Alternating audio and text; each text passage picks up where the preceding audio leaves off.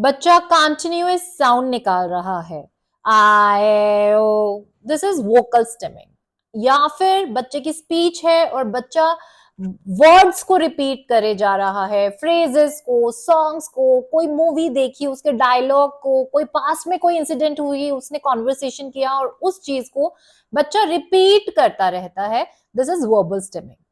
अब बहुत सारे इश्यूज आते हैं कि बच्चा कंटिन्यूअस वर्बल स्टिम कर रहा है, वोकल स्टिम कर रहा है, तो उसकी अटेंशन एंड कंसंट्रेशन नहीं बन पा रही है, वो बाहर से ऑडिटरी इनपुट नहीं ले रहा है जो उसको लेना चाहिए। ठीक है, तो उसकी लर्निंग हैम्पर कर रही है और ये सोशली अनएक्सेप्टेबल हो जाता है। तो कैसे हम इसको कंट्रोल करें? तो वर्बल स्टिमिंग क्यों होती है? देखिए, this is a self regulatory behaviour. बच्चे को उस इनपुट की नीड है, दे वांट टू काम देमसेल्व्स, वो उनको अपने आप को शांत करने के लिए ये चीज कर रहे हैं। तो इसके रीजंस क्या होंगे? It can be self regulatory behaviour, sensory need, और it can be because of retained reflexes, retained primitive reflexes. तो आज इस वीडियो में हम जानेंगे कि वर्बल स्टिमिंग या वोकल स्टिमिंग अगर बच्चे में है तो कौन कौन से रिटेन्ड प्रिमिटिव रिफ्लेक्सेस होंगे और कैसे हम उसको सॉर्ट आउट कर सकते हैं। हाय, मेरा नाम ऋचा जैन है, I am a mother, this is my own research and I am sharing it with you. तो अब बात करते हैं सबसे पहले वर्बल और वोकल स्टिमिंग, क्योंकि सेल्फ रेगुलेटरी बिहेवियर है। तो इसके रीजंस क्या होंगे? सेंसरी नीड और रिफ्लेक्स रिटेंशन। सेंसरी नीड अपने आप को शांत करने के लिए, और या फिर उसको बहुत engaging, this is an engaging behaviour also, self engagement, खुद को एंगेज करने के लिए, खुद को एंटरटेन करने के लिए बच्चा ये चीजें कर रहा है। अगर ये रीजन है वर्बल और वोकल स्टिमिंग के, तो कैसे हमें बच्चे के साथ काम करना है? If this is a sensory issue और सेल्फ रेगुलेटरी बिहेवियर और सेल्फ एंगेजिंग बिहेवियर, तो इस पे मैंने एक वीडियो बनाया हुआ है ऑलरेडी, तो उसका लिंक मैं डिस्क्रिप्शन बॉक्स में डाल दूंगी, please go through that video, उसमें भी आपको काफी क्लैरिटी आएगी। तो today's video is about reflexes and verbal stimming. तो रिफ्लेक्सेस एंड वर्बल स्टिमिंग पे बात करें, वोकल स्टिमिंग पे बात करें, देखिए, ऑडिटरी प्रोसेसिंग डिफिकल्टीज होती हैं बच्चे को। ऑडिटरी प्रोसेसिंग डिफिकल्टीज क्या? कि आप कुछ बोल रहे हैं, आप उसको कुछ समझाना चाह रहे हैं, बट वो उसको अंडरस्टैंड नहीं कर पा रहे हैं, वो उसको अंडरस्टैंड नहीं कर पा रहे हैं। तो what will happen? Defensive auditory system. Defensive auditory system, I will talk because I don't want to listen. मैं बोल रहा हूं क्योंकि मुझे नहीं सुनना है, क्योंकि मुझे समझ नहीं आ रहा है, I can't process what ever you are saying. आप क्या कह रहे हैं मुझे नहीं समझ में आ रहा, और उसको ना सुनना पड़े, ना समझना पड़े, ना प्रोसेस करना पड़े, इसके लिए मैं वर्बल स्टिम कर रहा हूं, to divert myself, to distract myself, और आपको ये शो करने के लिए कि आप मत बोलिए। तो this is defensive auditory system. ठीक है, तो उस केस में अगर ये रीजन है बच्चे का, तो सबसे पहले हमें जो चेक करना है कि उनका स्पाइनल रिफ्लेक्सेस रिटेन्ड होगा। ठीक है, स्पाइनल रिफ्लेक्सेस रिटेन्ड होगा तो उनके अंडरस्टैंडिंग नहीं होगा towards whatever you are saying, जिसकी वजह से वो खुद को डिस्ट्रैक्ट करने के लिए, खुद को शांत करने के लिए, कि मुझे नहीं समझ में आ रहा, वो बड़ा टू मच ऑफ इनपुट आ गया मेरे पास, अब मैं खुद को रिलैक्स करने के लिए वर्बल स्टिम करना स्टार्ट कर देता हूँ क्योंकि मुझे समझ में तो आ नहीं रहा। अब आप खुद सोचिए, आपके सामने कंटिन्यूअसली कोई बंदा बैठा है और वो चाइनीज में बात कर रहा है, एंड आपको लगेगा भाई ये बोल क्या रहा है, and you but you will start distraction के लिए फोन में देख रहे हैं, you will start humming, you will start singing, कि खुद को अब उसका बात ना सुनना पड़े और उस बंदे को पता चले I am not interested in you. तो this is the auditory defensive system. Same हमारे बच्चों के साथ रहते हैं, तो उस केस में हमें क्या करना है? स्पाइनल रिफ्लेक्स चेक करना है, और साथ में एक कोर रीजन रहता है ब्रेन इम्बैलेंस, कि ब्रेन इम्बैलेंस है, दोनों ब्रेन का कोऑर्डिनेशन नहीं है, तो भी ये चीज होता है। उस केस में हमें ATNR, asymmetrical tonic neck reflex जो है उसके लिए चेक करना है। तो two reflexes, spinal reflex and ATNR, इन पे हमें वर्क करना है if this is defensive auditory system. Verbal stimming इस रीजन से है।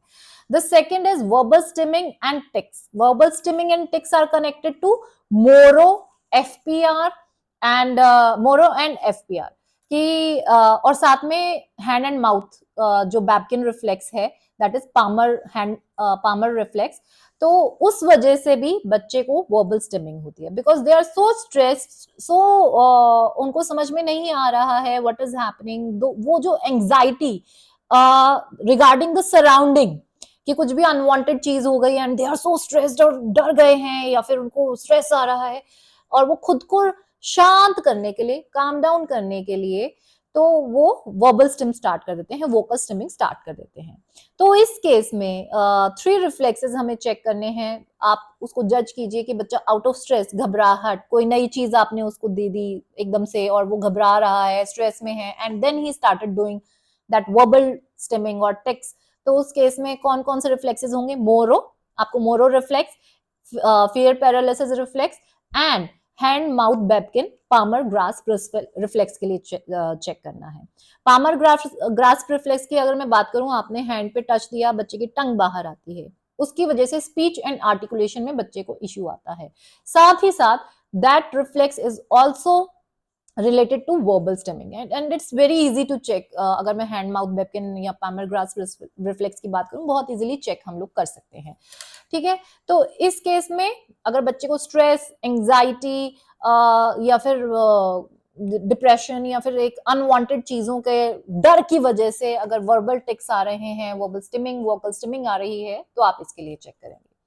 अब एक क्वेश्चन पेरेंट्स का बहुत ज्यादा रहता है कि बच्चा ना बहुत फास्ट और कंटिन्यूअस बोलता रहता है, मैं उसको कितना ही डिस्ट्रैक्ट कर लूं, he is not going to listen me. Fast continuous talking के लिए जो हम लोग हैं चेक करेंगे, that is Moro, FPR and साथ में spinal Galant. Spinal Galant case, क्योंकि स्पाइनल गिलांट में मैंने आपको बताया कि डिफेंसिव ऑडिटरी सिस्टम एक्टिवेट हो जाता है, तो बच्चा बहुत फास्ट और कंटिन्यूअस बात करने लग जाता है और उसकी वजह से ये सारे इश्यूज आते हैं। हम सेंसरी सिस्टम पे तो काम करेंगे ही, मैं हर वीडियो में आपको बोलती हूँ कि रिफ्लेक्स इंटीग्रेशन पे जब तक हम लोग काम नहीं करेंगे, सिर्फ सेंसरी इंटीग्रेशन पे काम करेंगे, अगर बच्चे के रिफ्लेक्सेस प्रेजेंट हैं तो स्टिमिंग या बिहेवियर्स कंट्रोल नहीं होंगे, अगर रिफ्लेक्सेस की वजह से इश्यूज हैं। हमें बच्चे को, अगर मैं बात करूं, सही तरीके से ट्रैक पे लाने के लिए सबसे पहला, सबसे बेस चीज है प्रिमिटिव रिफ्लेक्स। आपको चेक करना है बच्चे के रिफ्लेक्सेस रिटेन्ड तो नहीं है। अगर बच्चे के रिफ्लेक्सेस रिटेन्ड हैं तो आपको पहले retained reflexes with sensory integration, sensory integration में दिस इज ऑडिटरी इंटीग्रेशन, ये जो मैंने अभी आपके साथ 8-9 वीडियोस शेयर किए हैं, दिस इज ऑडिटरी। सिर्फ ऑडिटरी पे हमने खुल के बात की है ताकि आपको ऑडिटरी इश्यूज के बारे में बहुत अच्छे से नॉलेज हो पाए। तो अभी हमने आज बात किया है वर्बल स्टिमिंग, कि वर्बल स्टिमिंग में कौन कौन से रिफ्लेक्सेस होंगे। सेंसरी इश्यूज की वजह से अगर वर्बल स्टिमिंग है तो link is in the description box, आप वहां जाकर चेक कीजिए। अब बात आती है ये रिफ्लेक्स इंटीग्रेशन पे हम लोग कैसे काम करेंगे। देखिए, मैंने 15 एक्टिविटीज शेयर की थी अभी प्रीवियस वीडियोस में, जहां पर हमने reflex integration with auditory integration, sensory integration पे बात करी थी। हम वो एक्टिविटीज फॉलो करेंगे और साथ में आप मेरे चैनल पे प्लेलिस्ट में जाके प्रिमिटिव रिफ्लेक्स फोल्डर देखिए, वहां पर जितने भी रिफ्लेक्सेस हैं उनकी अलग अलग सेपरेट वीडियोस बनी हुई हैं कि कैसे उसको पहचानना है, कैसे रिफ्लेक्स को टेस्ट करना है, क्या क्या इश्यूज आएंगे और कैसे काम करना है। ये सारा डिटेल्ड वीडियो आप प्रिमिटिव रिफ्लेक्स फोल्डर में देख सकते हैं और इनकी सेपरेट वीडियोस भी जरूर देखिए for the better understanding, because I know primitive reflex बहुत ही अनटच्ड कॉन्सेप्ट है हमारे इंडिया में। तो उसका नॉलेज जितना आप लेंगे उतना बेहतर आप अपने बच्चों के साथ काम कर पाएंगे। तो please go there and watch the videos for better understanding. और I always tell you, I always request you कि प्लीज आप वीडियोस को comment, like, share and subscribe करना मत भूलिए, क्योंकि आपके कमेंट से मुझे भी पता चलता है दैट यस, जो मैं आपको मैसेज कन्वे करना चाहती हूँ वो हो रहा है। जब आप सक्सेस स्टोरी शेयर करते हैं तो उससे और ज्यादा मोटिवेशन आती है, यस, कि मुझे और भी डिटेल्ड नॉलेज में आपको वीडियोस देना है, और पेरेंट्स को बहुत ज्यादा हेल्प मिलती है। And I always say sharing is caring, कि अगर हम अपने एक्सपीरियंसेस, अपनी अच्छी चीजें शेयर कर रहे हैं दूसरों के साथ, तो it helps a lot of parents. तो वो चीजें हमें अपने आप तक नहीं रखनी है जिससे हमें बेनिफिट हो रहा है। Let's spread positivity, share our experiences, share our positive and good habits we are following, तो ताकि और पेरेंट्स को भी इस जर्नी में हेल्प आउट मिल पाए। So keep liking, keep sharing, keep commenting. Thank you so much.